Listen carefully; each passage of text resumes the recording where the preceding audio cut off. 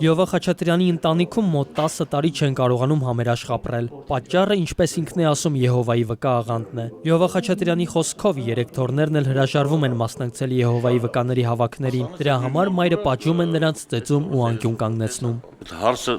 վկա չի եղել։ Իր մորքուրը Հունաստանից եկա ու սկսեց քարոզություն իր քույրերի մեջ։ Մի 3 տարի չանցավ, մեր տունը սկսեց կռիվը։ 10 տարի Լյովա Խաչատրյանը խուսափել է այս մասին խոսել։ Այժմ համարում է, որ երեխաների ճակատագիրը վտանգված է։ Վարձով տան մեջ ապրելուց երեխեքին շատ են ճնշել։ Ծեծելով համոզել են, որ գնան ժողովների։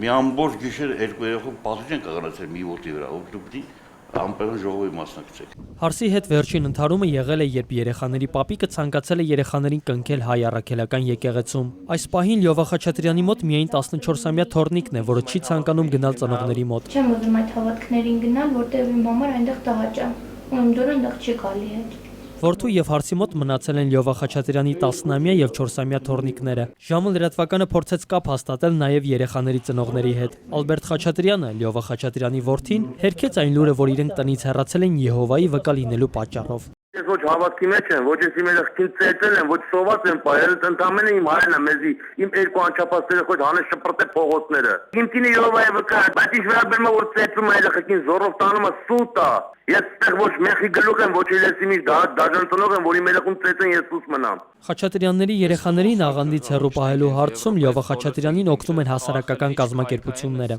Օգնելու ենք, սահատարելու ենք, կանգնելու ենք իր կողքին, որպեսզի երեխաները կարողանան մնալ հենց իր մոտ։ Սևան Աղաջանյանի խոսքով հանրապետության տարբեր տարածքներում Եհովայի վկաների տեղադրած ստենդները շատերին են անհանգստացնում։ Նրանք այդպես տարածում են իրենց գրականությունը։ Մենք ականատես ենք եղել մի շարք Եհովայի վկաների գործողությունների կոնկրետ սահմանամերձ գյուղերում, Տավուշի մարզում